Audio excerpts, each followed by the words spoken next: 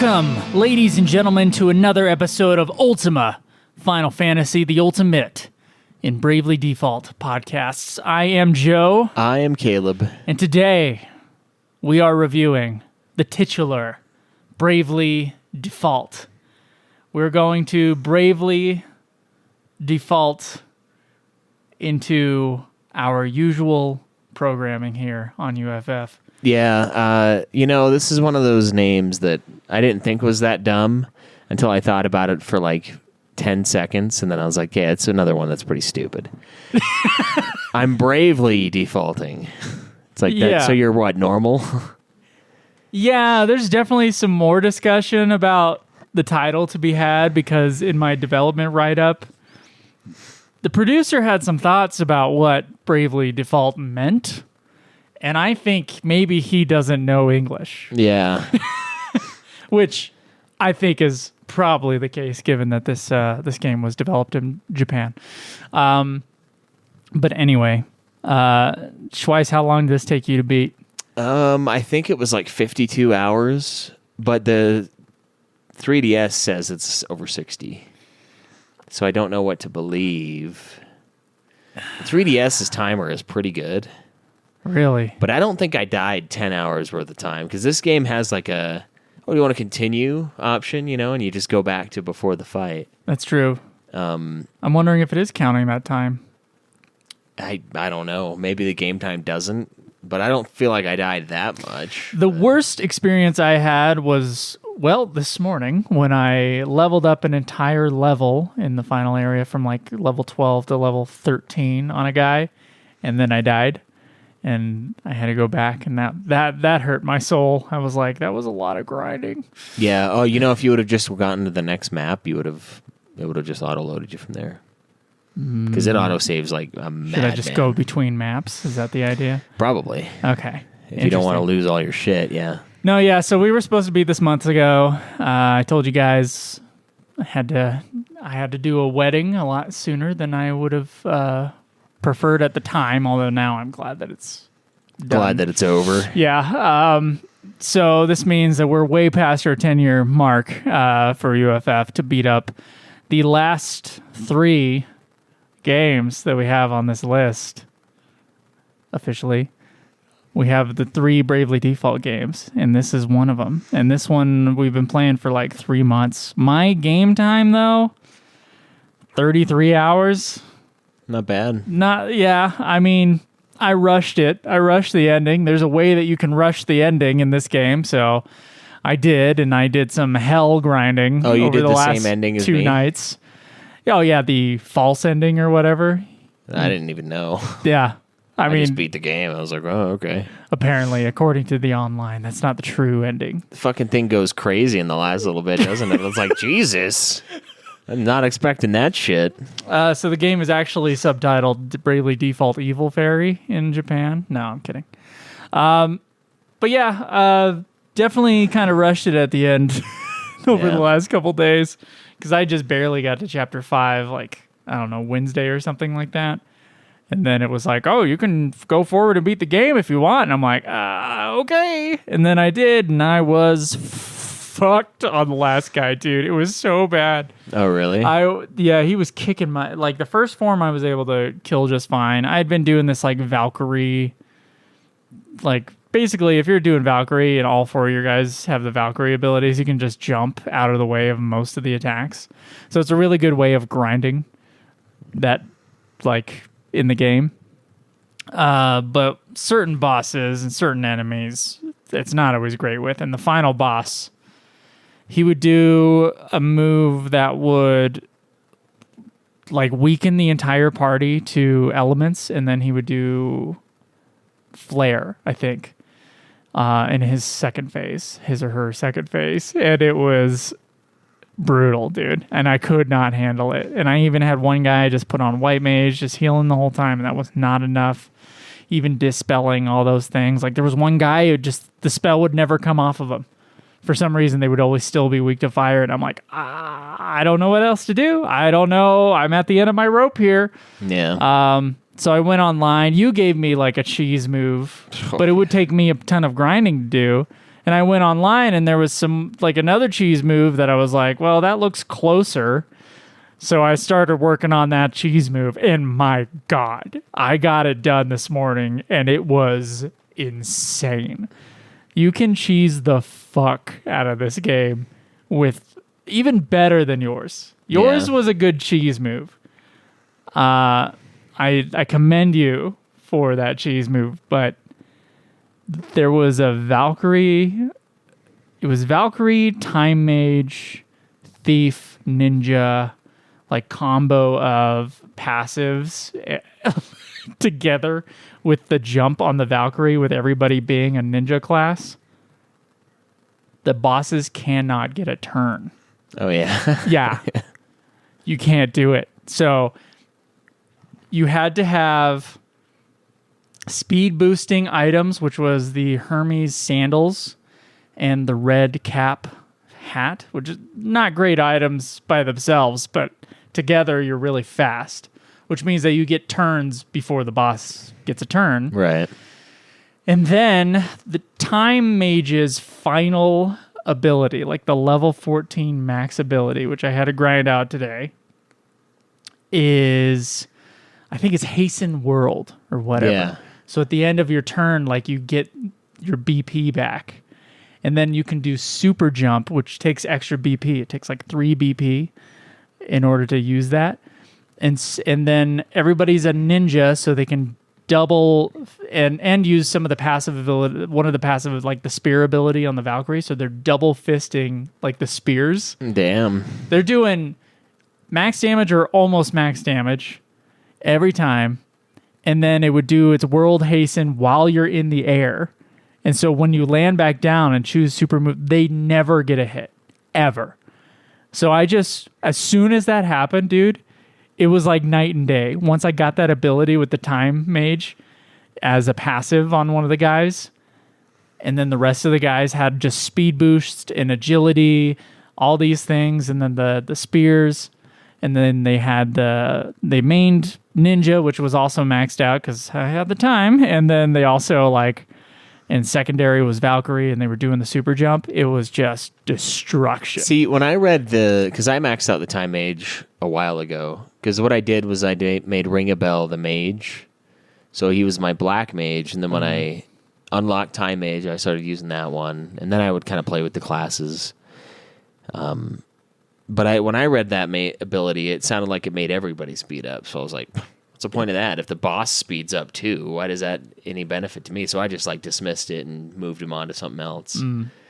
But because you have all the agility things, I think that, and you would normally have to wait a turn for super jump, but now you're no longer waiting a turn. Yeah, that makes sense. So it's just cutting through the BP shit, and it's just my strategy was crazy. I had 2 guys were Dark Knights and Monk is their secondary, and I would do the what's the kamikaze monk attack?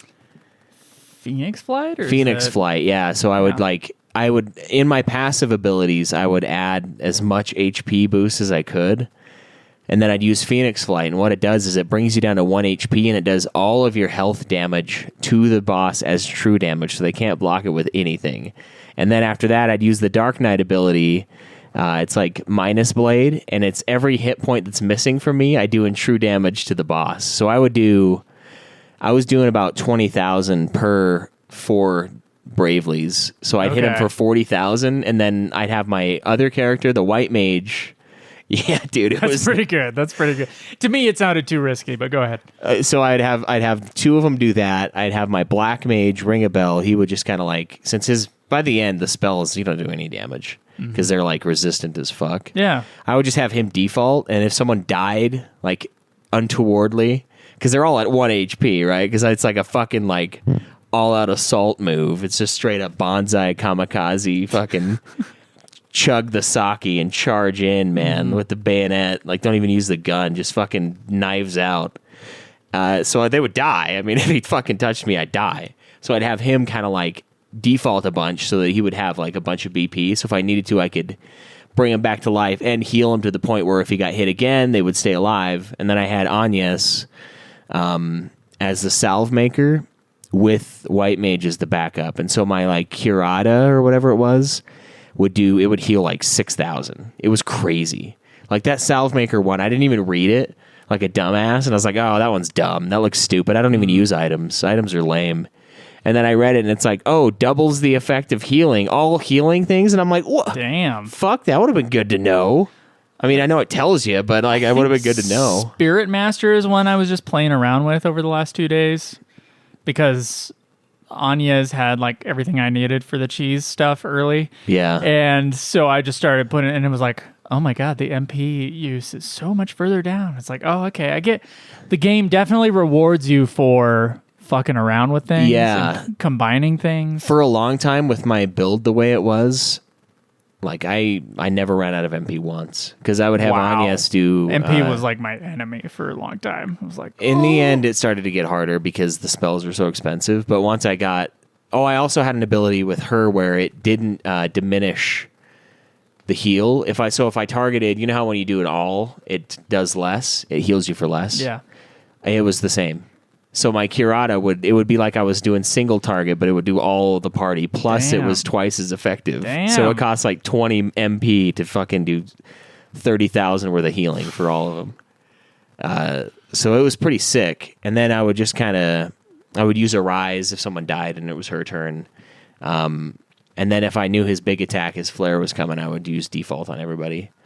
But that was like, once I unlocked that and I like started fucking around with the Dark Knight, I was like, dude, this is the way to do it. So I did 2 of them doing that, and then the others were kind of like support. See, when I was stuck on him and I was bitching about it last night, you were like, use my cheese move, and I was like, your cheese move is going to take me just as much time to level up as this other cheese move I found online that I'm closer. Yeah. Like, it seemed like spiritually I was closer to. I also got the growth egg this morning. Like, I just saved up. I just fought shit in the final dungeon until I got a growth egg.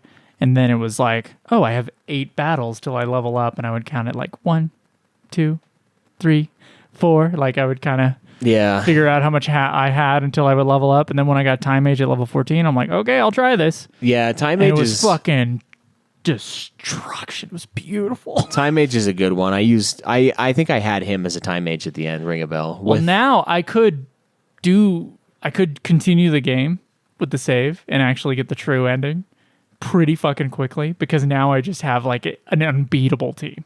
Yeah. They're completely unbeatable. I could go 100% this shit just because I'm like, I might as well, but I'm not going to. Because you're done now. Because I'm done, but whatever. So anyway, that's our Bravely. I guess that's our intro. Let's get into the development, shall we? Let's do it.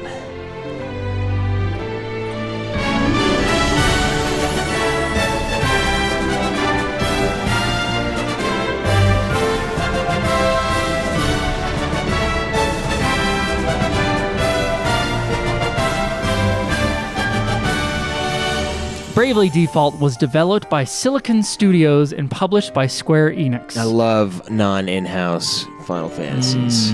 Well, the question is whether or not this is a Final Fantasy. So Bravely Default did begin development as a sequel to Final Fantasy The Four Heroes of Light, which is why we're playing this. But producer Tomoya Asano, who produced the FF3 and FF4 3D remakes and Four Heroes of Light, was playing with the idea of possibly starting a new franchise at Square, and he recruited Silicon Studios, who were not really like a full-on game developer at the time. They were making like kind of cash-in games basically for other studios, which kind of this is what this is, but more extensive. He recruited Silicon Studios to develop a demo with a gameplay style that kind of moved away from a lot of the more Final Fantasy elements that would have been expected for the project. And at some point, it doesn't really say, I couldn't really find, it became something designed to be nostalgic of the old Final Fantasy games. Notably its own version of the job system and its Four Crystals plotline, while also providing a new world for players to experience and therefore not be a Final Fantasy anymore. So striving for a more social experience, the development team wanted to fully utilize the gimmicks of the Nintendo DS with a lot of emphasis on using Street Pass. The game's title apparently, this is so stupid, the game's title apparently represents the game's theme of self-reliance and not blindly following the will of others, which, by the way, I cannot fathom how Bravely Default is following the will of others. I can't understand the logic there, because Bravely Default wouldn't you default into The norm. the norm? Wouldn't that be what default suggests? I mean, you could say the name fits the game in a way, because in the end, when you're doing the like repeat, it's like the worst radio station ever made. It's like all repeat weekend, Yeah. instead of no repeat. So you could say that is like they braved it and they changed it. But then at the same time, the true ending, you don't even change. You just keep doing what the bitch tells you to do. And then eventually she turns into a disgusting fucking caterpillar. Yeah. Million hands. Fucking nasty ass. Like some kind of Resident Evil boss, and then, you kill her. But so I don't get it. Yeah, I think it's stupid. It really doesn't work for me, but I guess the producer Asano loved it. God, yeah. It's apparently also supposed to reflect the true intentions of a certain Navi-like character. And it's also supposed to represent the moving away from Final Fantasy. But I note, isn't the game really closer to the old FFs and therefore more bravely defaulting to what FF is at its core? Whatever. Yeah. It doesn't make sense. The game title does not make sense. This is yet another throwback Final Fantasy. I mean, FF5 does the same thing, where you have your primary class and you have your secondary, and you can use abilities from both. They add stuff. And there was something like that in 6. A little bit. And there was... 6 was like you'd use the summons to gain the abilities that you could memorize. Yeah. But there was wasn't there a first and secondary? Maybe I am thinking about 5. I think it is 5. It's been long enough that But this is, as we said with 4 Heroes of Light, this is like a nice throwback to the old FFs. Straight up. They use 4 Heroes of Light in the game. They talk about the Heroes of Light, which is a Final Fantasy thing. Darkness coming over, crystals breaking, you're having to reawaken the crystals. Yeah. Not a bad story, but not something you're like sinking your teeth into. It's got all the makings of the... Yeah, it's got all the first 5 FF games. Yeah. Yeah, especially FF 1 through 3, I would say. So the game was directed and designed by Kensuke Nakahara, who had previously been in marketing for games. He was in the marketing department of a bunch of games, but then directed Dragon Ball Origins, which was in 2008 for the Nintendo 3DS. Somehow that got him this job. And he would be also helming Bravely Second coming up. The lead artist was Akihiko Yoshida, who worked on a bunch of Final Fantasy games. We've noted his name before, including being the art director for Final Fantasy XIV up until very recently. And the game's script was written by Naotaka Hayashi, who was normally was working as a visual novel writer. And he apparently had a difficult time cutting down dialogue for the game. And I put, this is very clear. Yeah, this is a chatty game. Chit-chatty game. It's kind of... the game that's closest to it that we've played is Tales of Zestiria. Yeah, where it's like chatty in the cutscenes, and then they want to chat on the side too, and it's like, man. And then there's bonus chats if you want to listen in. Yeah, and I did. So I had all the time in the world. I was just playing this on lunch and stuff. Damn, you did, really? Yeah, man, I did it all. Fuck, that's why it's 60 hours. Yeah, that's why it took so fucking long. I was they like, never shut up. No. It's like, man, whatever happened to like the silent, quiet Japanese people? Like they're so quiet, and it's like, is this just where they get all their talking in? Is there video games? I mean, there was another note I didn't write in my write-up, but they were talking about like they took a lot of stuff from Western games, Western media, and I was like, and there wasn't an example. Like that was just written on the Wikipedia, and I'm like, yeah, no example. Huh? Yeah, I can see why. Where did they take from Western games? Yeah, like what? Like fucking. Outside of just like D&D, where all the other games were taking their inspiration from. Yeah, it's like they're just really Dungeons talkative. And treasure chests. Yeah, maybe they're just talkative like us Americans. Yeah, I guess. Having 2-hour podcasts about games. Even the soundtrack has its roots in nostalgia, with composer whose name is Revo, by the way, or Revo. That's what he goes by. He's part of some like rock symphonic band. I don't know. I barely read up on Why him. didn't they make him a character in the game? Isn't that like their thing? Revo. Yeah, why not? Yeah, and why you think they can reprint this game in the future? Who knows? We'll find out. Yeah.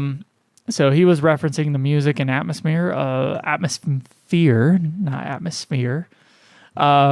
Smear, atmosphere. What the fuck is wrong with me and that fucking word? I don't know, man. Atmosphere of the Final Fantasy, Dragon Quest, and Saga games.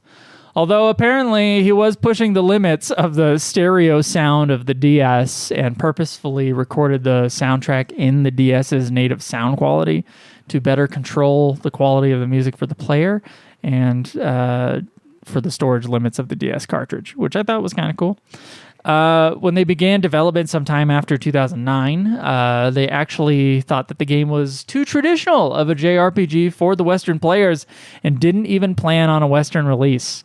The game came out in 2012 in Japan as Bravely Default Flying Fairy. Oh, man. They make it even harder to want to pick it up over there. Wow, yeah. And when they re-released the game in Japan with an expanded edition in 2013 called For the Sequel, that's when they decided to port it over to other territories, and we finally got Bravely Default in 2014. There was a lot of demand from journalists and fans that were petitioning Square to localize it as well. Generally, the game received good reviews, some citing flaws or repetitiveness in the story, but overall praising the gameplay. And it was a hit, selling more than 1 million copies worldwide by July 2014 and winning some Game of the Year awards in the 3DS category. So, all right. Anyway, that's what I have on the making of this game. Let's get to story.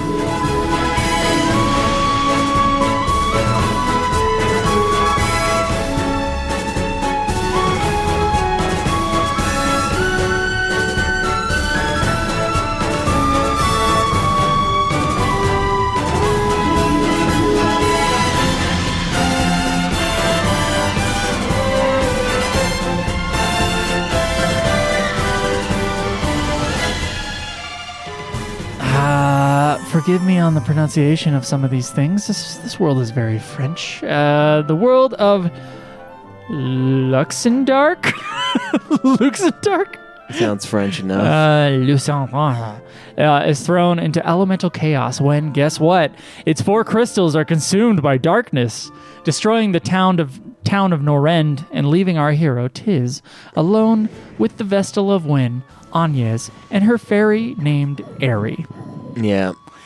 Agnes sets out to awaken the crystals at Aerie's bidding, but the Duchy of Eternia sends everything they can at her to stop her. They meet up with an amnesiac named Ringabel and a defecting Eternian soldier named Edia. The way they stress some of these names, it's tough because I'm reading them one way and I'm hearing them in another in the cutscenes. I would have like Adea. Adia. Is it Adia? Okay. I don't know. I think they've said it both ways in the game, so I don't know. And they go crystal by crystal, awakening them, fighting enemies along the way, including Adia's father, Brave. Or Brev, if you read his name. Yeah, here's what it is, Brev. After the awakening of the final crystal, they find themselves at the Holy Pillar of Light. It's kind of like, how would I say? It's kind of like Yuna from Final Fantasy X. There's a lot of similarities between her and Agnes. She's a lot hornier than Yuna. Which is weird because I'm pretty sure Yuna actually does get laid. So, after the awakening of the final crystal, they find themselves at the Holy Pillar of Light that sprouts up. But when they get there, they suddenly find themselves in a parallel world, needing to awaken the same 4 crystals again. This happens again and again, unless you break a crystal on quote-unquote accident. And slowly the pieces start to come together of odd coincidences, doppelgangers, and Ringabel's returning memory, who finally remembers another world where Aerie is actually Aerie the fairy, or Navi, as even the developers of the game called her Navi until like the last moment. They finally gave her another name. Oh, yeah? Yeah. Wow. Yeah, I read that. Until Aerie, they find out Aerie is actually an interdimensional monster trying to bring all the worlds together for her master, the demon Ouroboros. and to conquer the celestial realm. Yeah, this is like the last 8 minutes of the game too, and it's like, wow, okay. When Ouroboros consumes Eri and attacks the party, they are saved by a parallel version of themselves, allowing the party to get a chance to destroy the monster for good and return to their home worlds before the links between the worlds, the parallel worlds, close. So that's my write-up for Bravely Default. I don't know, Schweiss, what do you think of the story? I don't know. I mean, I don't really follow. I didn't feel like I was following it super well. Like, it was interesting because, like, Adea's dad was, like, fighting you the whole way. And there was obviously something that you didn't understand, you know, because he was... It just didn't really fit. And I'm like, why is this guy attacking his daughter, and he's telling his daughter she's doing the wrong thing, and everyone in the world is basically telling her not to do what she's doing, except for the little bug that's flying around her. So I thought that was kind of interesting. Jake brought up, he's like, he heard this game doesn't respect your time, which you could say is true, I guess. But I kind of liked the all repeat weekend element of the end where you... Yeah, so at Chapter 5, you're thrown into another world where you can do the boss fights again. Yeah, and it's like 999 JP job points to level up your jobs each time. So I cleaned all of them each time, except for I guess I could have gone one more time maybe. You can do it up to Chapter 8, I think. I think you've repeated it like 4 times. Damn, dude. Yeah. I only did it like 2 or 3. I only did it 1.25 times because when I finished Chapter 5 and I had to do it again, I was like, wasn't there something about skipping to the end? And then I looked it up and it was like, break a crystal. And I'm like, oh, so when she's yelling at you to stop, you just keep going. And you have to keep going for a while. For a long time. It's very sexual, too, because she's like panting and like all like, keep going. Not there yet. Yeah, you hit the spot. Like, no, stop. My jaw's getting sore. Come on, hurry the fuck up.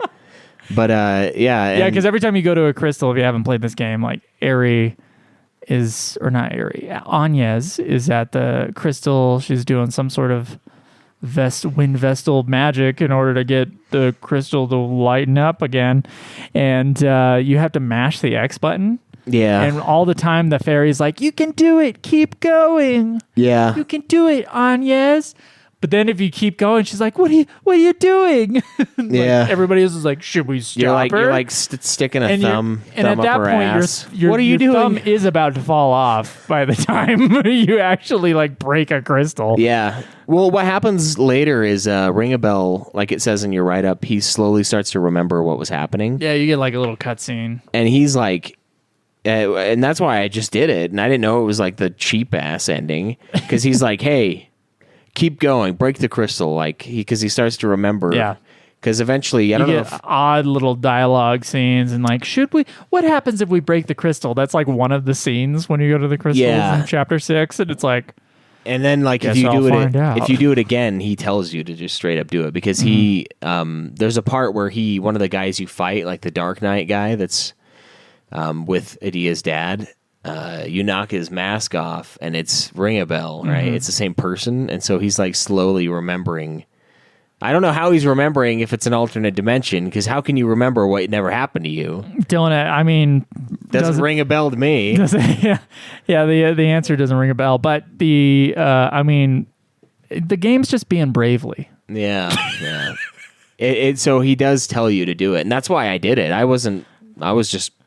doing what it told me to do. I don't know. And I was like, oh. I don't think I got that far. And he starts to he talks to you privately and he's like, hey, I don't trust the fairy. Like something's up here. You know, something's wrong. Because he's like, I'm evil, but I'm not evil. So like he's just kind of piecing it together. And so he tells you to do it. And that's when I did it. It was like, I think I had done the repeat weekend twice. So it would be like Chapter 7 or something? Yeah, I would have done it as many times as it would have let me. I was loving it, dude. I was fucking leveling these guys. I would come in there with my Phoenix Flight and my fucking Minus Strike and just da. That must be nice, because really my strategy was based a bit on luck. Like, I had to not be fucked. Yeah. A couple times in order to take on those big bosses. Like the Gygus whatever the hell his name is. Oh, yeah.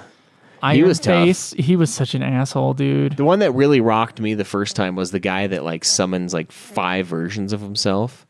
Oh yeah, I couldn't figure that out. brutal. I had to look that up.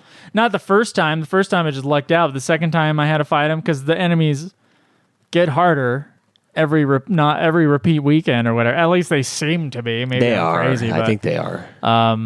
it was legitimately. I was like, "What the fuck? How do I kill this thing?" Yeah, and when I finally beat it, I was like, I bet you I was super close every time before I won. It's like it seems so insurmountable, and then you finally beat it. Well, I Like, guess the trick is that only one of them can use whatever the attack is to like fuck your guys devastate over. you. Yeah.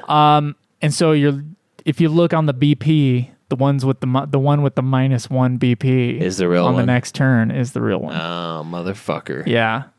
I just fucking laid him out. I had to read that. I could not.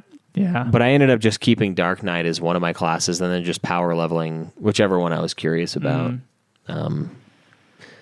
Yeah, I generally I took like a pretty normal approach where I like had my main character be Riz. I had him be like a beat stick for a while, and then I had Agnes because she was already in the dress and already kind of a mage figure in the story. I figured that she would be the mage.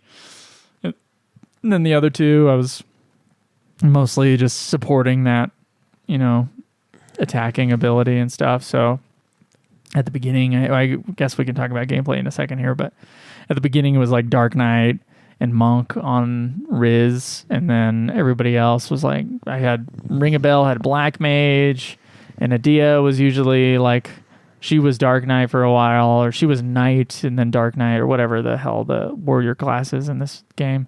Yeah. It's Knight. And yeah, I would like kind of did that, but then I started getting like fucked. Yeah. Because the game is hard. It's not easy. No, it brings that Four Heroes of Light brutality. It pretty with much it. like asks you to cheese it. Like we both cheese the boss at the end. Yeah. So like, is the game telling you to like figure out How to the rip it off. system and then rip it off so that you can destroy the fairy at the end? Like I think it is, yeah. maybe That's what you're repeating until you figure out. It's like Groundhog's Day. It's like figure out the battle system yeah. fully. Which I don't think I really did. I don't think I gave myself the time to do that. But story-wise, to me, I really had trouble paying attention to this thing. Like I knew it was crystal to crystal to crystal, pretty standard. But I had trouble. I think just at the beginning, the fairy threw me off, and I was like, "Oh God, this is gonna be one of those like." Final Fantasy Crystal Chronicle stories. I'm just gonna like turn my brain off. It did have its moments. I liked Ring a Bell being the horn dog and then the old man being another horn dog. And at a certain point I was like, this game's really horny. Yeah, I think that my favorite text from you was you said this game is needlessly horny. Needlessly horny, yeah. I laughed at that. Which, by the way, was the reason they took off Fighting Fairy off of the name for the West, because they didn't want Western audiences thinking that it was a kid's game. Yeah. Because, of course, it was too horny for that. It definitely is. It's probably the horniest FF. Yeah, probably the horniest non-FFFF Yeah. that there is. But yeah, the fairy twist definitely surprised me. That was not expected. Yeah. Did you do the VR video? The AR video? So like there's a little pamphlet in the game case that if you enter AR mode from the main menu, no, I never touched it. it's like the augmented reality, right? And you scan the little VR thing and it's like you can move around the room and you can see shit happening, and it's Agnes basically telling you like how could we be so foolish, like the treachery was there all along. Really? Yeah, I did it after I beat the game because I was like, I want to see what that thing is, and I went down to my basement and scanned it, and it was like a cool thing where you're like looking around and you're my basement, I guess for me, and like you can see the characters, and she's like basically warning you like that something bad's gonna happen and someone's gonna deceive you. Well, the game menu changes after you find out the fairy's evil. Yeah, and instead of as the fairy flies, it says airy lies. Yeah, airy lies. A red rum moment. Yeah, that was interesting. Or like a FF15 kind of thing where the logo changes at the end.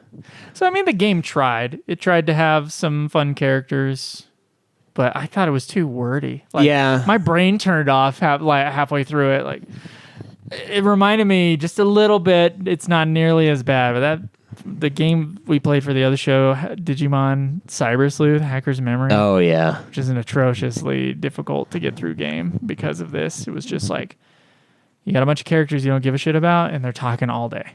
Yeah, I mean, the main characters I liked, and the dad was interesting, and the horny, like, dude in the woods was cool, but yeah, I mean... It had its moments. There were good things about it, but my brain turned off pretty early. Yeah. I wouldn't say bad in any way, but yeah, it's kind of... And then that's kind of how a lot of these games are to me, if I'm going to be completely honest. Like, it's not bad, it's just... I'm just not invested, you know? It's not something I can really sink my teeth into. I do think if I were comparing it to its predecessor, The Four Heroes of Light, this was easier for me to pay attention to than Four Heroes of Light. I thought it was better written than Four Heroes of Light. Yeah. There were I barely remember anything about the story of Four Heroes of Light except for like a cat situation happening. Yeah. So I remember the Four Heroes of Light story also being one where I was like, I'm not paying attention to this thing. This thing is going in one ear, out the other. Yeah, I remember thinking it was a great throwback to the first 3 games, and then the little penis ghosts when your character died. Yeah, there you go. That's it. And it's been quite a few years since we played it, but the repeat weekend was an interesting concept about having to repeat it, and like, why am I repeating it? And there's like a mystery about that. Yeah. Interesting. If you're trying to beat the game by a certain time, it's kind of painful, but luckily you can fast forward to the end. If you're playing it just slowly over months like I was, it was totally cool. Yeah. Like, it was great.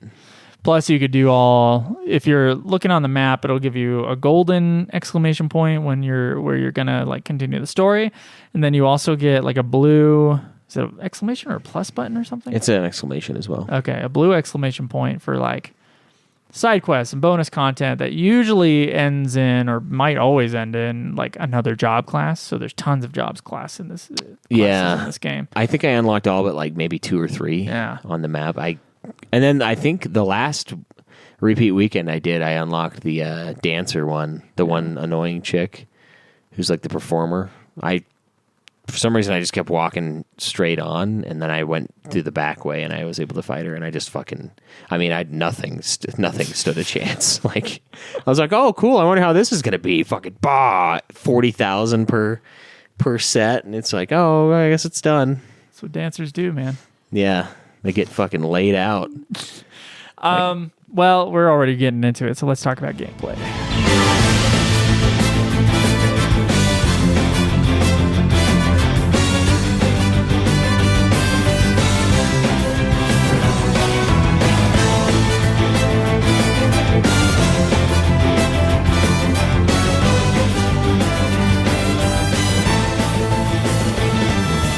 So this game really is a throwback in like all the ways, which is funny how it's like we're doing something different than Final Fantasy by being Final Fantasy as it was, 15 years ago or whatever. Exactly, yeah. Like it seems it's a little silly to me still with the title change, but it worked out for them because the game sold well. But it is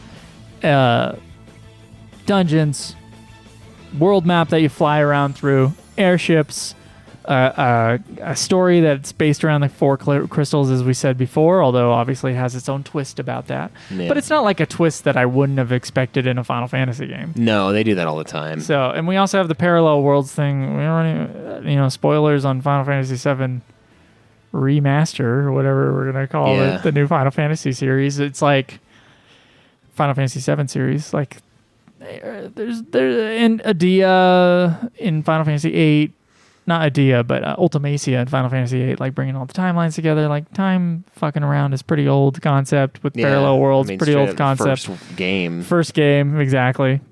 With the Garland, and Chaos, and So it doesn't. It plus it has some of the spells, or a lot of the spell names and stuff are also from the old games. Yeah, a bunch of the classes are like traditional FF classes, like straight up the base ones in the first game. Yeah, and the base ones are from the final. Like, there's new classes in this game that I don't think are in Final Fantasy 3 or 5. Yeah. But they're new to this series. But otherwise, it's still just, it's that old school, like FF3 and FF5 job class system. Yeah, it really brought reminded onto me. the 3DS. It really reminded me of 3, like in a lot of ways. Like I'm flying around, doing the extra dungeons, dropping down, going in, killing. It reminded me of that one a lot. It wasn't as, I mean, I exploited the hell out of 3 as well, because I remember I beat it. The only reason I could beat it because it was fucking brutal. 3 was not an easy game. I had like one of the dudes dual wielding shields, and he would just taunt the shit out of the final boss. And he would get hit for like nothing. Didn't you also do something with the iPad or something? Yeah, I could exit the game and I get back in and it would like start the battle up. And there's a similar ability with the time mage in this, but it's kind of shitty because it just restarts the whole thing. So if you get your ass handed to you, you can then get your ass handed to you again. Well, like, oh, thanks again. Try again.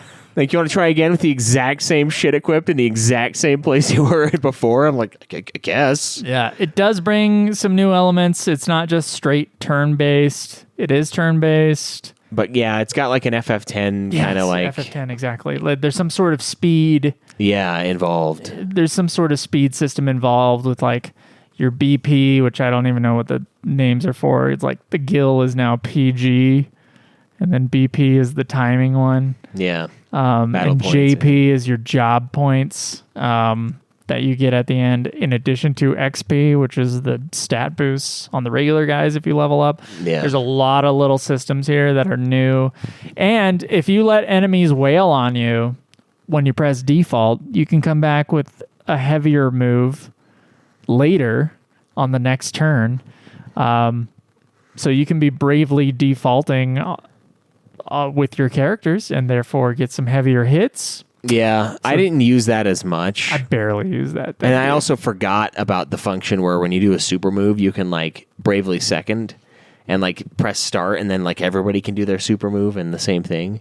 And it does like I more. never once used that. I forgot it about it. told me midway through the game to do that, and I was like, And then I never figured out exactly how to do it. I didn't know you press start or whatever. Yeah, I forgot about it for a while, and then I used it on that one ghost bastard that like splits into like 5 copies of himself, and I just fucking, dude, it was like wreckage. The guy had no chance. I like how you call him a ghost bastard. I thought he was like a water thing, but he was throwing fire at me. He is a water. Yeah, he's like a little fucking douchebag water fountain. Yeah, he's a water fountain. I just hate him. But once I figured the thing, once I found my happy place, yeah, I was like, okay, this is no factor.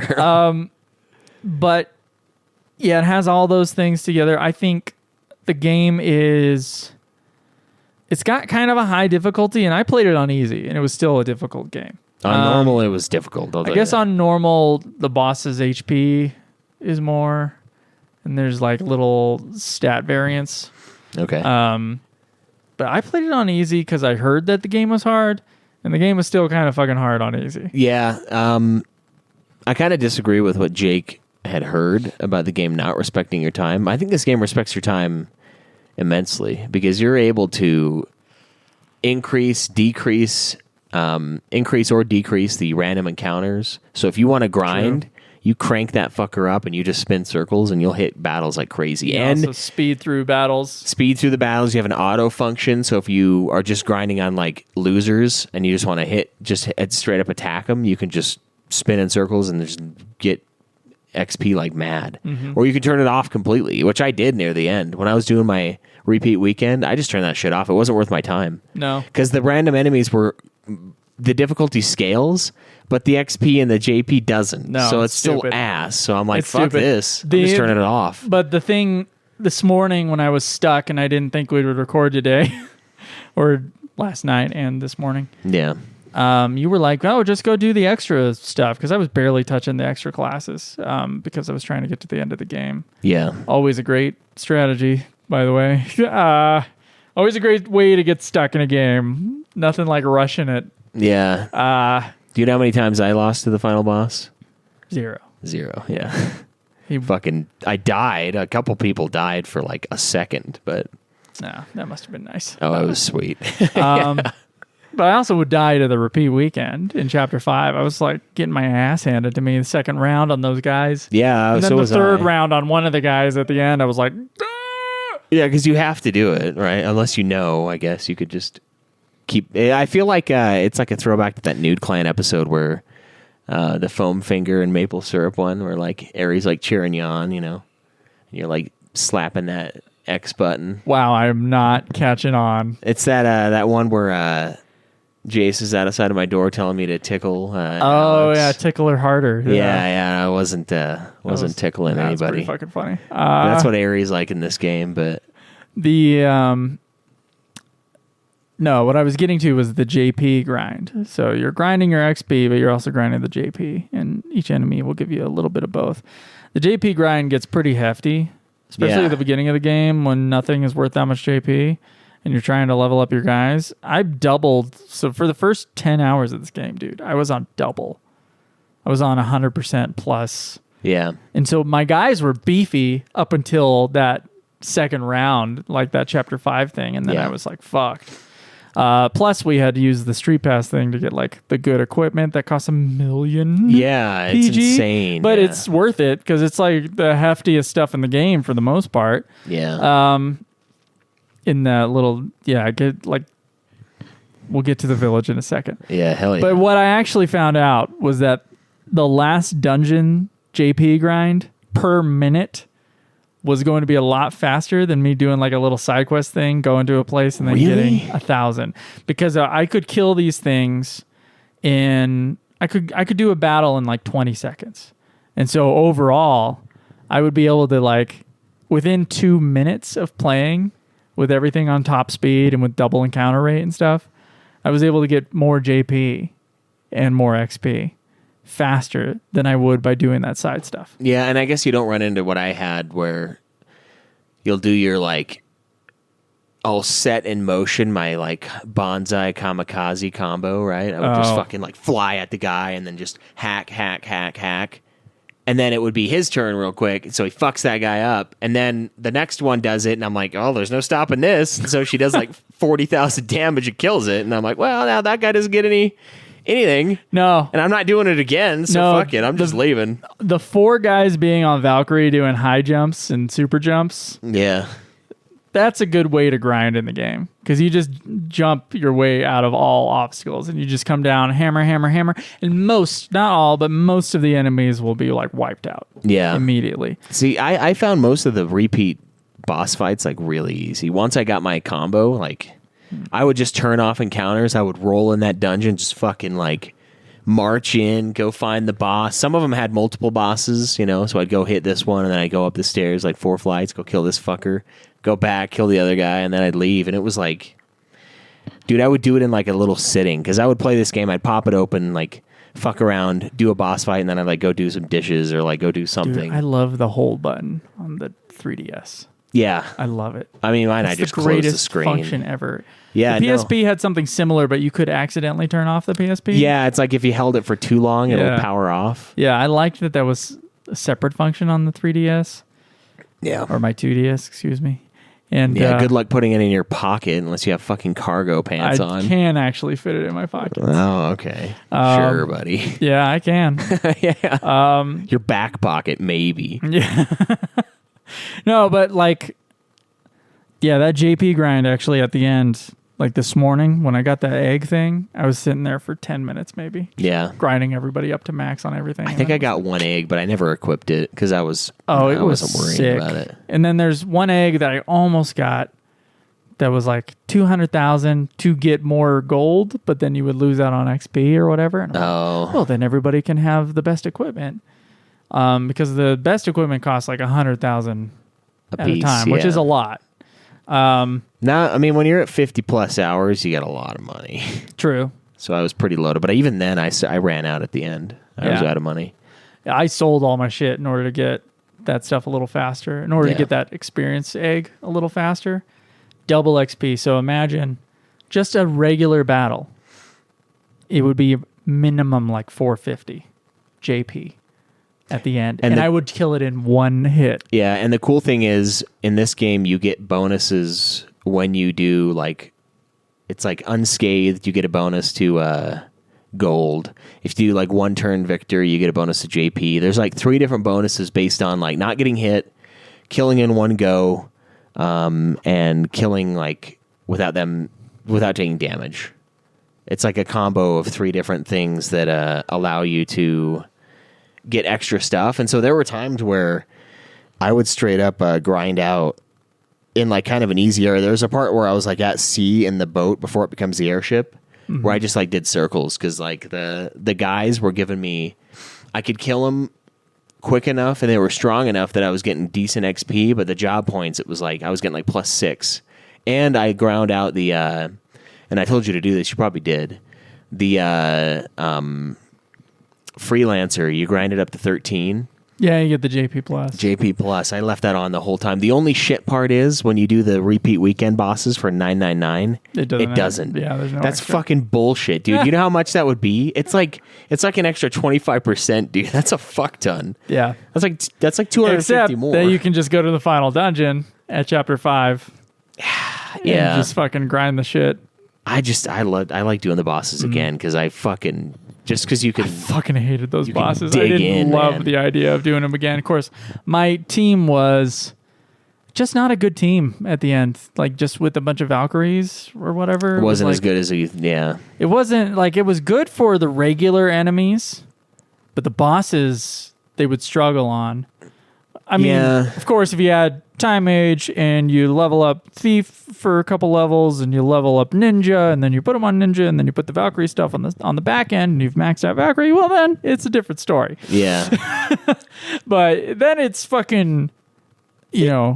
It you're would get untouchable. it would get more difficult for me too. I just had to make Ring a Bell like just a backup. Like he would be like a clutch guy, like I don't know, like a jack of all trades. I would just default him the whole time pretty much because the magic, like I said earlier, like he's got some great moves, but it doesn't do fucking anything. Mostly healing. Yeah, like the healing is great, but for him, like the black magic and the time magic, like there's Waste. some bosses that it's good against, but it's like not many. And so I would just use him to buff everybody. Like I'd make him do 1 turn each, and then I'd have my kamikaze guys do all their turns, and then I'd have Agnes heal. And then he would throw Phoenix Downs on it, because it was similar to me, where like the boss would do an AoE attack, and then if I had too many, and the reason why I had to use him as like a backup is because if I had all of them defaulting for like 3 straight turns, I couldn't then resurrect and then fully heal. So I just had him like Phoenix down, do 2 Phoenix Downs, and then Agnes do like a mega heal, kind of a thing. Because it would be to the point where I'd have 1 HP, right? Because I'm doing my moves that specialize in that, and then he would just do an AoE, and even if I hit me for 1, I'd be dead. So it was a similar experience for a minute until I finally wised up and just said, I'm going to use this guy as like a backup healer in case things go south. He'll be like, okay, I'll use you to Phoenix down a few guys. So I had a similar experience too, where I was like, oh, I got this figured out, man. And then I got to a guy who did an AoE, and I was like, oh fuck, I'm dead. And then it was like, well, his magic isn't that good, so I guess I'll just use him, for whatever I need, kind of a deal. So it was similar in that way, but I really like the way this thing works. As far as the fucking leveling up and grinding in this game goes. Speaking of leveling up, if you would like to level up your mental space, your flow state, we have a wonderful sponsor. We do. In Magic Mind. I am almost done with the Magic Minds they sent me. Oh yeah. I'm gonna have to buy some more, man. I'm about halfway through. I've been taking them daily, and I also had my wife taking them a few times, and we've definitely noticed like an increase in productivity, and I would say flow state. Sometimes I've been working on this big, huge like documentary video that I have to pump out really quickly for work, and so it requires like a lot. I don't know if any of you guys have done video editing, but it requires like a lot of attention and a lot of like creativity for a long period of time. And usually I get pretty tired out on editing after about 2 hours, but it seems like with Magic Mind, it's Magic Mind that helps me kind of like continue on and kind of stay focused on such a like mentally taxing activity. So yeah, we have a limited offer that you can use now that gets you up to 48% off your first subscription or 20% off a one-time purchase with the code FINALFANTASY20 at checkout at magicmind.com. And you can claim it via the link in our description, which is magicmind.com/Final Fantasy. That is magicmind.com/Final Fantasy. Yeah. I haven't been getting enough sleep to make it cancel out my caffeine addiction, but it definitely does help. Like there's days where like yesterday, I think, I don't know why, I just didn't have time. All I had was that, and I felt pretty fine for most of the day. But yeah, it does. I don't know. It helps me even on stupid shit. Like I'll just be like, hey, I need to like do the dishes, like do the thing. Like I'll always find like little excuses to like go off. Like, oh, I need to do this other thing right now. And like I was like, nope, I'm doing this. It takes me, an hour to do the whole kitchen, like full on cleaning it. And it's like, nope, we're doing it. And then it was like, and the same thing in my backyard because I'm putting in a yard. I mean, we brought in like 7 cubic feet of dirt, and I had to shovel it into a wagon and then pull that wagon to the back, dump that out for about 4 hours, and then level, air quotes, we're not done. Should have made Jace do it. When I was Jace's age, my dad made me move these freaking bricks over and over and over again, dude. They don't make kids like they used to, okay? Mainly it is my job to make that happen, but yeah, he helped a little bit. I did most of it, but he helped. And so I'm doing that, and we're like leveling out the area for the playground that we're building, which is a massive playground that we bought for the boys. And yeah, it helped me with that. I was, able to concentrate and kind of like stick to it. And it's like, I almost wonder sometimes if I have like ADD, cause like I do find myself just kind of like wandering off and like, I'll forget shit. I'll be like, oh, where's my keys? Where's this? And I think it's probably just, I'm a little ditzy. I think it's busyness. So that and I'm like probably flighty because I don't get enough sleep. So I'm like my brain, I can't. Helpful. Yeah, it's not good for you. You want to make sure you get your rest. No, that's true. But anyway, it is part of my stack in the morning now. I have your routine. I have my multivitamins. I have my magnesium, and then I got my Magic Mind. That's my stack. So anyway, guys, link in the description, magicmind.com/Final Fantasy 20. This is kind of a tangent, but I was taking Magic Mind this day. I had to do, I don't know, like, my wife is Colombian, and she was here on a student status. And so we had to switch status, right, when we got married. So we had to apply for a green card. And then, my God, the stack of paperwork for most of the time people get a lawyer to do this. You don't need a lawyer to do it. But you just need Magic Mind. Yeah. Thank you. Sponsorship over, but thank you very much, Magic Mind. Oh, okay. But I was working on last Sunday, 14 hours. We woke up and we worked on those goddamn papers until we were done. Damn. Basically, until we were done with everything that we could do at that moment. Man. And I've felt like on fire this week. I'm like, I'm going to do those goddamn green card papers. And we're going to send them in. Yeah. And we're going to...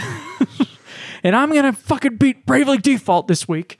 And everything's going to be in order. Like, everything. Like, cleaning the place, organizing stuff, doing stuff at work.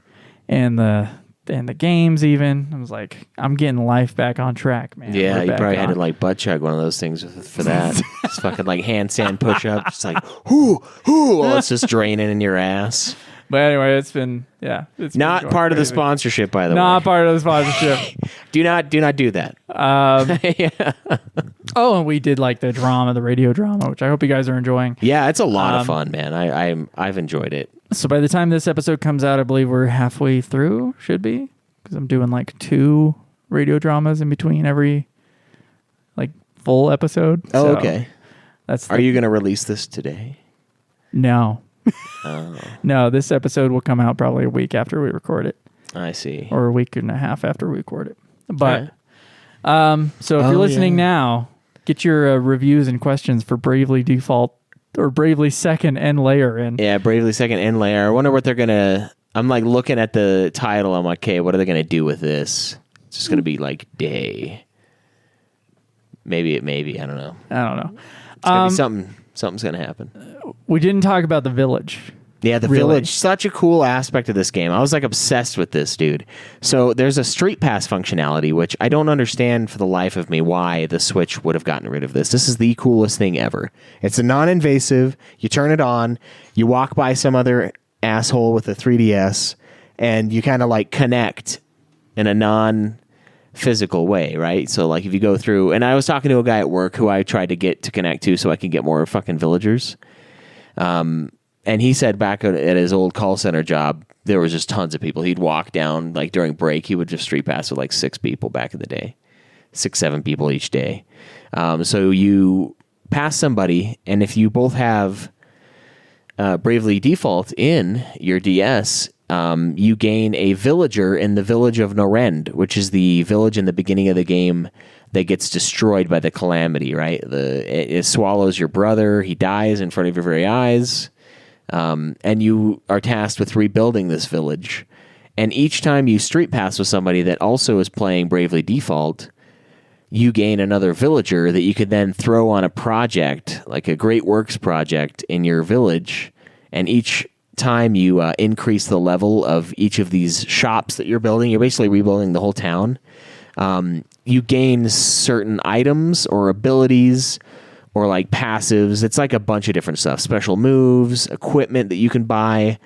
And then the cool thing about it, well, one of the many cool things about it is when you flip the game back open, like it does this all passively, right? So it'll say, rebuilding the armory is a 5-hour project. But if you have 5 dudes that you can throw at it, it'll actually only take you an hour. So I got to the point where I was just straight up fucking just putting a timer on my phone with how long it was going to take me to complete the next thing. And I would just have this game in my pocket like all day, every day. I had this thing in my pocket for like the last 3 months, pretty much nonstop. And my timer would go off. I'd flip the phone open, get the increase in level for that building, throw all my villagers on another building, and then I just close it. And sometimes I'd play it at lunchtime. Sometimes I wouldn't. But no matter what, before I had this maxed out, I would just straight up like flip open the game, put my dudes where I wanted them, close the game again, and call it good. I was like really into this thing. Dude. It was when I was super busy with the wedding prep. It was my way of like, oh, I better do my daily check-in. Yeah, to like do something in this game, which I'm glad I did because it gave me like really strong weapons and armor. But it's such a cool system, and I was kind of like, some of them took like a long time to level up. Yeah, each of those things goes up to level 11. Oddly enough, very Spinal Tap of them. But like sometimes they were like, if you only had one guy on it, it would be like 3 days. It'd be like 72-hour wait time for the next level when you got to the upper levels. So I thought it was a little excessive, but when I had beaten the game, or when I had like finished them all and I still had more game to play, I was like, oh, yeah, there's nothing else. It was like beating I finished the village. Yeah, it was like beating the cards in the card games in the Final Fantasy VII Rebirth. It's like once the cards were done, I'm like, man, I don't even want to play this game anymore. Like, I'm just kind of done now. Like, the village is over. Like, come on, give me some more. And Bravely Second does have it again. I was kind of worried for a second that it wouldn't. And then when it gave it to me, I was like, it's kind of like a cheap knockoff version. It's a Kroger brand. But I'll do it anyway. And I'm still like, kind of like got that spark of like, yeah, we're going to do it again.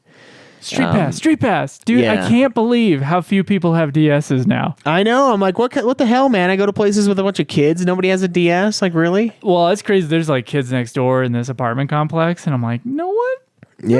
And I'm just... Then there's the old man part of me just like, you've forgotten that time has passed and that the DS is old. Yeah, now. It's way old. This game was like 2009 or something, right? This game was 2014. Oh, okay. Yeah, so it was on the later end, which I'm surprised it had a sequel even on the later end. But the DS was basically still going through a little bit of the Switches. Yeah, that's the 3DS. True. That's true, yeah. The one we're talking about. But to me, it's like, I don't know, the DS and the 3DS to me are like the same system, even though I know they're not. Yeah. But in my mind, they're one. But yeah, it's weird to think that like it's a totally obsolete system now. Like, Yeah. it's now like considered like a retro game system. Pretty much, yeah. And it's such a cool little handheld, honestly. Like I know I rag on Nintendo like no other. But there's a lot of cool things, The Street Pass, is it a gimmick? Sure. Is it really cool? Yeah, it's really cool. Especially when it has in-game functionality like this. It was sweet. And so every time I come over, I'd bring it with me and we'd like Street Pass. Man. It was nice when I had 7 guys. Yeah, it made it in fast, the village. Man. Yeah, it made it kind of. It was not that fast, but it was cool. It was a cool function. I'm disappointed. I never street passed anyone but you. Yeah, that was it. I think I got one other guy at work, and I think that's it. Only those two. I should just go to like any local game shop and just like, hey, could you turn on your DS real quick? Yeah, just tell the game shop guy like to like pop the game into multiple DSs and then street pass with each DS. What do you think of the gameplay overall? At first I thought it was a pretty standard, like run of the mill JRPG, but with the Brave and the default functions where you can save up and do a stronger attack, or you can just Brave and grind out, and the ability to change the encounter rate on the fly and the ×4 speed. Like, I think it's awesome. I think the job system in it's really cool. I think the manipulation that you can do is really cool. It really brings back like the FF5, FF6 era where you can just rip the game off completely. That's what I love. Yeah, I love just cheesing, like finding ridiculous ways to win. Although the difficulty level spikes so hard, the game is asking you to cheese it. Yeah, it is. And like they do stuff like that too with the jobs. I was reading when I looked up stuff on it, it was they said the reason why the job jump for like level 9 or something, where it's like huge, it's like a massive point thing, it's because they wanted to force you to kind of play around with other jobs. Which I wish I would have kind of done more of. At the beginning of the game, but I just doubled the thing and I was like, I guess I'm just gonna grind this thing till I die, basically. Was the idea. I was kind of like, I wanted to max out the classes that were similar to what I had already assigned the characters as. Sure. Because of Freelancer, it's like, oh, you get a slight stat boost every time you have a mastered class. And so I was thinking like, oh, that's probably the strat. It wasn't, but I still had fun playing around with all the different things in the game. And I think it does respect your time, because you can just straight up turn the random battles off and just walk your ass all the way to the end. That's true. And you can break a crystal and skip half the game. Yeah. So I think it's awesome. Gameplay wise, I really enjoyed it. I think it's a really fun game. Yeah. And I'm glad I was able to take 50 hours over the last 3.5 months or so. Basically since I beat Shin Megami Tensei for Nude Clan, I've been playing this like off and on. So it's been a while, but it's been a lot of fun the entire time. No, the gameplay is really good, and I kind of wish I had taken my time more and exploited it more, because there was so many combos and so many things to explore, and could have gotten all those other like random classes and all those. If you look, dude, it'll kill you if you looked at my like world map right now. It's just blue dots everywhere. Yeah. And like there's so many cool classes like Spell Fencer. You can add like elemental attacks to your dude. So when you're fighting guys that have elemental weaknesses, your basic attack just has like their weakness on it. So you can just crush. Like there's so many things. Yeah. Yeah. So I really liked it. I really am interested in the exploiting. The only thing that I think is kind of a negative on it is what I've been saying is like, you can't just level up your guy and do decent with a decent party. You kind of have to exploit it to the ends of the earth in order to beat it, because it is, even on easy mode, a difficult game. Yeah. Really, like, and the difficulty spike is non-linear. It just suddenly goes like, suddenly swoops up. It's very similar to 4 Heroes of Light in that way. Yeah, like, 4 Heroes was hard, yeah. This game is not easy, man. Yeah, that was another thing about 4 Heroes I remember. I remember it being hard. I remember the job system thing. This is definitely a continuation of that. I think 4 Heroes, you only have 3 people in your party. This has like the full-on 4. I like the 4. I've come 4 to like feels the 4. like Final Fantasy. Yeah. The most. So anyway, yeah, I thought the gameplay was really good. Like one of the better classic battle systems. In kind of a newer, it's not new anymore, but a newer game. It's 10 years old now. Isn't that crazy? Yeah, it is crazy. It's when we started the podcast. This game came out. Yeah, it's a real throwback in so many ways.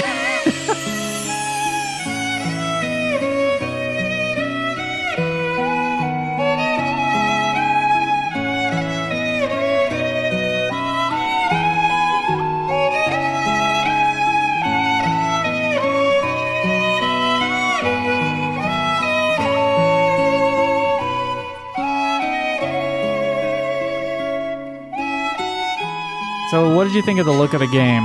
Honestly, I don't really like the chibi art style. It wasn't as bad as like the peg leg action that we had in like the 3 remake and the 2 remake on like what was it, DS? Yeah, the DS remakes. The DS. It's not that egregious. These guys are kind of got the pot belly thing going on. Everyone's like a little like got beer guts, but nothing crazy. The 3D element of it was awesome. Like, it's nauseating for sure. Like, I don't use it much, but when I come into an area that looks cool, I'll turn it on and kind of like look around, and it's pretty impressive what they were able to do with the 3D aspect. When I get in like a big cutscene, I would throw it on. Really? Yeah, but again, if I played too long with it, like I would start to kind of feel not well. Like it's just not right for your eyes to see that. So that was a cool element, the 3D part. I thought the areas were cool looking, like the wind town where like the wind kind of everything's like basically windmill powered. That was cool. Yeah, I mean, for the most part, a pretty standard looking game. Mm-hmm. Nothing like really blew me away. I thought there were some really good implementations of the 3D, but other than that, I mean, the final boss was nasty looking. Oh, yeah. So gross. It was so crazy. I was like, man, like the last 10 minutes of this game have just been nuts, like just straight nutso. It's like, oh, I'm evil. I'm a massive larva creature. Fight me. I fight her. And then I beat the game. I'm like, damn, okay. I just woke up one morning because I couldn't sleep. It was like 8 a.m., which is way too early for me. I just popped it on. And then all of that happened within like 40 minutes, and I was done. I'm like, well, I guess the game's over. Like, shit. I was wondering if you were like, I'm not going to spoil it. You said something like that in the chat between you and I, and I was like, what the fuck are you going to spoil? Like, this is a normal crystals. Yeah. I didn't expect the fairy to be a giant evil creature. Yeah. That was the spoiler. Was and then twist. The other thing I was mentioning was like the JP grind for the boss fights, because it's like a repeat. Yeah. I don't know. I could have been told that just fine. Yeah. Just so you know, you gotta fight Gygus fucker again and again and again. And I'd be like, oh, that's nice. Till the end of time. I'll look up strategies now, not later. Unfortunately, I started it a little too late on the strategizing of the final area of the game. But yeah, because I basically at some point I saw a Reddit post that was like, the Valkyries, dude, that's the key. That's how you break this game. Yeah. But there was no further explanation. I did. So Valkyrie. I had to dig a little bit. It's funny, like this game was popular. The IGN guide is half written. Like there's not a ton of information on like good combos as far as like there's not a bunch out there on this game. What was the last game that we ran into that was like this? Would you say that was like half cooked guides? Probably Heroes. Heroes of Mana was the worst. Heroes of Mana had nothing on it. Dawn of Mana, there were 2 playthroughs online. Dawn of Mana, there was barely anything as well. Yeah. Is Dawn the one on PS2? Dawn's the one on PS2. Yeah. I can see why. Yeah. It's terrible, but yeah. But this one's beloved and sold 1 million copies. And yeah, so you'd think there'd be like a bunch of super nerds. Like, just so you know, this is the combo and this is exactly what you should put on them. And it was actually it wasn't impossible to find that. Like I did some creative Googling and I was able to do it, but... And see, that's the thing that kind of makes me sad when you were like, "Oh, I'm going to rush it." I'm like, "Oh man." One of the things I loved about this game was like I was taking my sweet fucking time, dude. You were taking your time over the last like 4 months. You can have your Valkyrie strat that you found, but I found one myself that I love. Yeah, I'm going to keep it. Like it's like I bet you there's 5 or 6 other crazy ass combos that you can just like, here's 40,000 damage. Good luck. That's a fuckhead. That's a good point about the exploiting. Yeah. I think so. The visuals, to get back to the visuals. Yeah, sorry. I think it serves the game just fine. I think it does look better than what you were saying, the 3D and the 3D remakes of FF4 and FF3 by the same producer, by the way. Yeah, and Silicon, also for Heroes whatever. of Light. I think each one has successively gotten better. Yeah, I looking missed the throughout penis time. ghosts, I'll be honest. Yeah, you missed the penis ghosts. Yeah, that you got was the other hilarious. ghosts instead. The water Yeah, the water the spell. water genies, whatever the hell they are. The only ghosts in that were my fucking characters, man, after you wasted me. What about the music? Okay, so music, it was all good. Nothing really stands out though. That's what's weird about it. It's like I don't have any problem with any of the music or the tracks. But there's not like a piece that's like stuck in my head. You know what I mean? That's where I disagree. you do. Okay. Yeah, I do. I had pieces stuck in my head and I'd be humming them. I was humming them this morning. It'd be like the map theme was one that I would be humming. And now they're almost in my mind as like Final Fantasy pieces, but I actually like the score a lot. I think it's really melodic. It's not as melodic as some of the things we found, but there have been pieces that I've been humming along to a few times. So some little earworms here and there, and I think definitely has, like he was saying, the feel of those older games. I don't know if he has necessarily the earworm talent of Nobuo Uematsu or anything, but Yeah. Or Shimamura or Shimamura. yeah. I mean, I'm not saying it's bad in any way. I just maybe when I was playing it more, I might have had more stuck in my head. Yeah, But it's been like a week and a half since you beat it, right? Yeah. So and now all I have in my head constantly is the Conan theme, just raging in my mind. the Conan Exiles. rip off theme. Yeah, the watered down dollar store version Yeah. of Conan. You got the Dr. Shasta Conan Yeah. theme. It's like, do you really have a license to practice medicine here, sir? Because my taste buds, they don't think you do. You went to a community college. Yeah, yeah. Yeah, not bad though. Not bad. The voice acting was all pretty solid. I didn't have any problems with the voice acting. Voice acting was good for the most part. There were some parts that were a little cheesy cornball voice actor in a booth moments. Just you wait, man.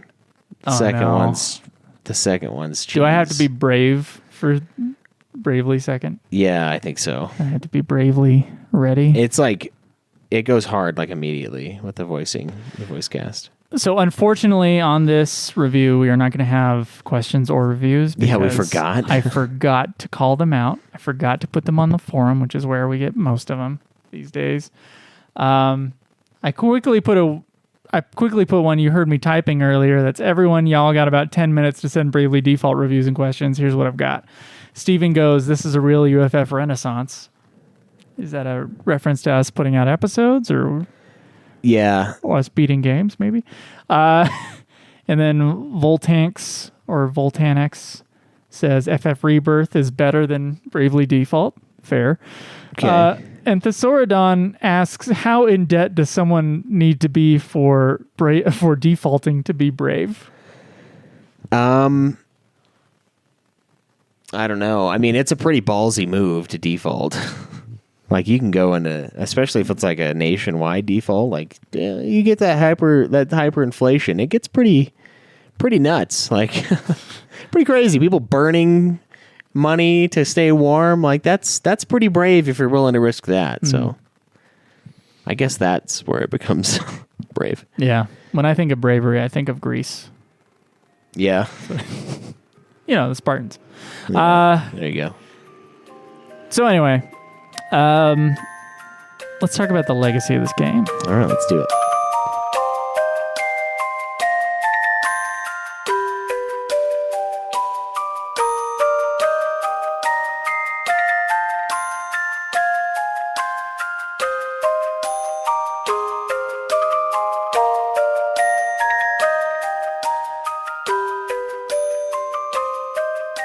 What do you think is the overall opinion about this game 10 years later? I think people like it. I think it's a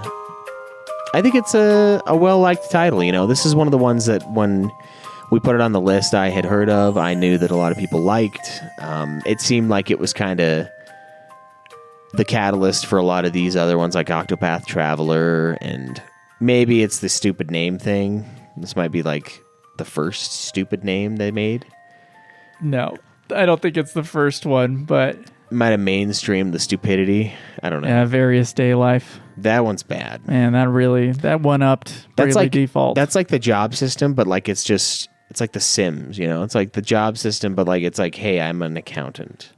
I mean, to them, maybe their producer is going to be like, oh, what is more like thematically relevant about taking upon your fate than being various?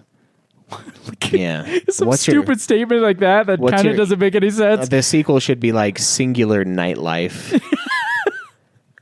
It's like I do this. Singular Nightlife. That's a very Square Enix title. That was excellent poll. You're gonna be hitting up like the gay clubs at night. You know, you get your Various Day Life. You do whatever you want during the day, but nighttime, you have one goal. That's when you go singular partying. Yeah. You get that ball gag and you dance until you collapse and go back to your Various Day Life. I think the ball gag would make it difficult to dance. Probably, yeah. It's probably hard to breathe. Yeah, it's gonna be a little hard. You got to be like, especially if you have allergies. You got to be really in good cardiovascular condition. Maybe that's why your Various Day Life comes in. Nose. Yeah, exactly. You got to like make it all physical jobs. So anyway, because I forgot all these like questions and reviews, go put your questions and reviews either to fffanatics123@gmail.com before I forget, or on our Discord server in the reviews and questions area under UFF, which the link can be found in the description of the episode. Yeah. And give us your reviews and questions for Bravely Default or Bravely Second and Layer, and also Bravely Default if you want to throw those in. Yeah, we'll add them. We've done this before. Kingdom Hearts, we did this a few times. Yeah, that's fine. I just totally forgot it. And then we can hear more about the legacy from the players. But to me, yeah, this game was beloved when it came out. People told us to play it. Yeah. People said it was really good. People said that, it was even better than 4 Heroes of Light. It is. It's all those. I think, well, we'll get to our rankings. Spoilers. But I do think this is a really solid throwback title. I think it's long in the tooth in the story. People do complain about the repeat weekend with the bosses over and over again. That seems to be like a common theme in the threads about this specific game. But overall, it was seen as like a really strong throwback title and still like a really strong old school JRPG game. In the newer, it's not new anymore, but in the newer kind of era of gaming. And I'm interested in seeing, because Bravely Second came out, and I don't think it did nearly the business as Bravely Default did. Oh my God. So they changed the name Final Fantasy IV Heroes of Light, and I know they said, I remember reading something about like sales numbers being why they named this one Bravely Default. So there's a bunch of different stories. It's probably similar to anything that happens. It's like there's a million reasons. There's a million reasons, and eventually it kind of molds over into something they did else. The cool thing where they called it Bravely Default, and then they called it Bravely Second, which is a cool name for a sequel. Like, it's cool. And then as Bravely far as bad Third, names are concerned, sure. Bravely Third would be a cool one, but I guess Bravely Second and Layer didn't sell well because nobody knew it was a fucking sequel to Bravely Default, which it obviously is, I think. Of course, that's me in retrospect knowing as we added it. Yeah. But then you come out with Bravely Default 2, and it's like, wait a minute. Bravely Second was Bravely Default 2, so what the fuck? What is Bravely Second then? Yeah, so now they're going to do Bravely Second 2 as the next one. Ooh, what if there was a sequel to only Bravely Second? Fucking God, they better do it. Just make it stupid, like mind-bogglingly stupid. Yeah, I'm interested because Bravely Default 2 did really well. Yeah, and it's on the Switch. Everybody's played that. It's newer. It's on the Switch. Yeah, it's a pretty new game. Yeah, I mean, I don't know how new, but it's going to be one of the newer ones that we will have played for this podcast. Yeah, and I'm excited to see that because it's like this is a pretty sweet fucking job system. There's a lot of cool things in it. I'm interested to see what they've evolved over the last however many years with doing this one and the newest. I cannot wait to be in a hurry to beat the game and be looking up exploits. Yeah. Can't wait. I mean, with the way we're going to be, though, I'm not going to be able to just slow roll the next two either, because that'll be like your main focus pretty much. Yeah. Unless you pretty much find some... I don't know if I can do... I'm working out again. I'm training for rim to rim to rim. Or not rim to rim to rim. Sorry, rim to rim. maybe another year rim to rim. But so that's taken like an hour and a half of my time now. And now I'm eating at home with my wife now, so that adds more time into the day. Oh. I also now have a no screens policy after 9 p.m., which means that extra hour I would have been playing. So I'm like, I can solidly do 2, and some days I can do 3+, and on the weekends I can do more hours. Yeah. So I was doing 3 hours a day when we were doing Kingdom Hearts. It's like solidly, like I was sticking to it real hard. I don't know if I can do that again, but we only have 2 games left, so I feel okay. Not rushed, yeah. Yeah, I mean, it'll depend on what you want to do too. Like we'll have to talk about our timing and stuff, but so I can definitely sacrifice a few things and make it go a little faster. But yeah, I'm in no rush though. I mean, that's one of the things, like you said earlier, you kind of wish you would have taken your time a little more with this one. Kind of wish, yeah, but like played around with it. And I get rushing it. I've rushed them too. I've rushed these games just to whoever finishes first, like puts the pressure on the other guy. Like, yeah, hurry up, hurry the fuck up. It's time. I want to review this bad boy. You know, but maybe End Layer will have a little more time to like truly like organically figure out ways to rip the game off completely. Yeah, End Layer is apparently. God, when I was looking for exploits for Bravely Default, I found exploits for Bravely Second. Yeah. But now that I'm looking for exploits for Bravely Second, I can't find them anymore. And I'm like, what the hell? Like the chitter chatter about this game is not enough for me. Honestly. Yeah. I mean, it's not as bad as Heroes, where it's just like one Japanese man played it yeah. and wrote about it.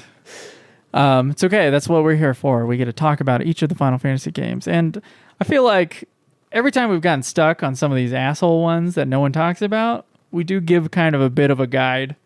Yeah. So I feel like it can be a resource. They'll get spoilers immediately for the story, but we'll ruin it. If they're stuck on the last boss, I can help them out. That's right. Like fucking Vagrant Story is a huge example. Yeah. Just breaking down exactly how to beat that guy. It's such a cool game. I kind of want to play that one again. It's a great game.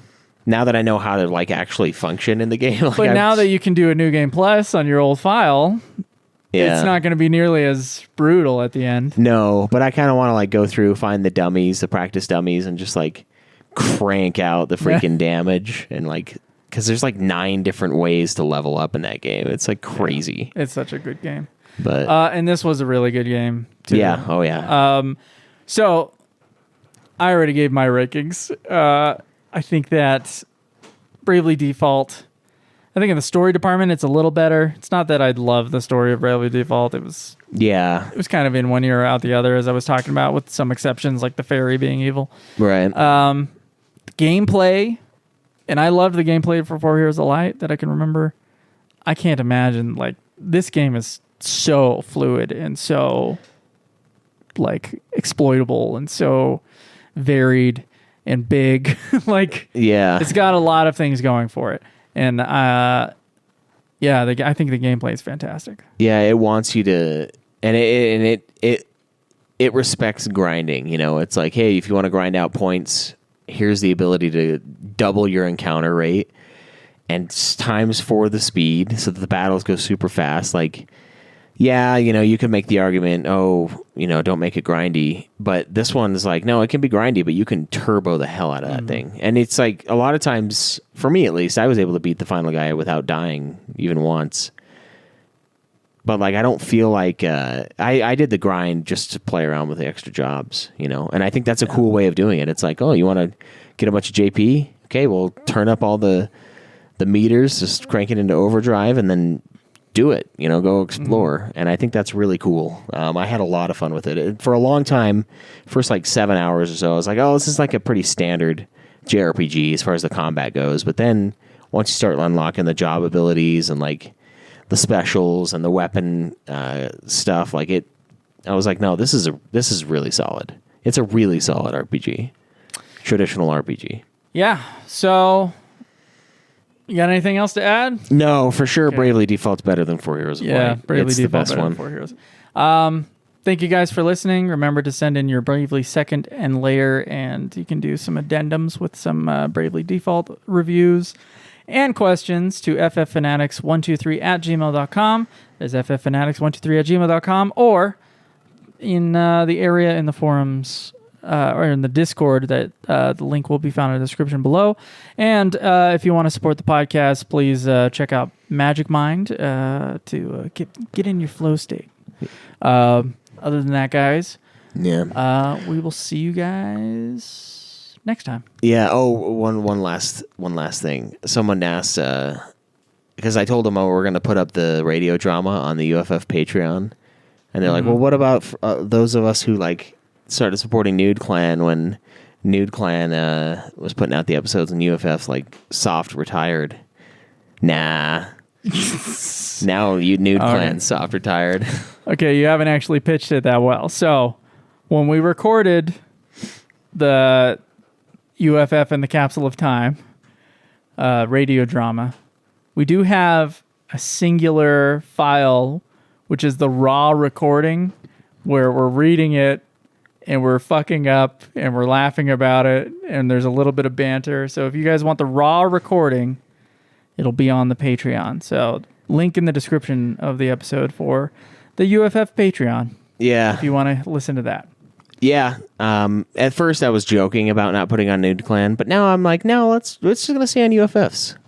So for those of you who supported us over there, you're just gonna have to split it and get your raw dog content here. Raw dog content. It was fun. It was a lot of fun recording that thing, and it's been a lot of fun listening to it again. So no, yeah, it's actually been fun editing it too. Like, yeah, you can tell with the first episode, someone's cell phone was too close to our recording device, so there was like little digital things that I tried to take out of it. So the recording quality of the first episode specifically is like a little more rough, and then it starts sounding better with episode 2 and 3.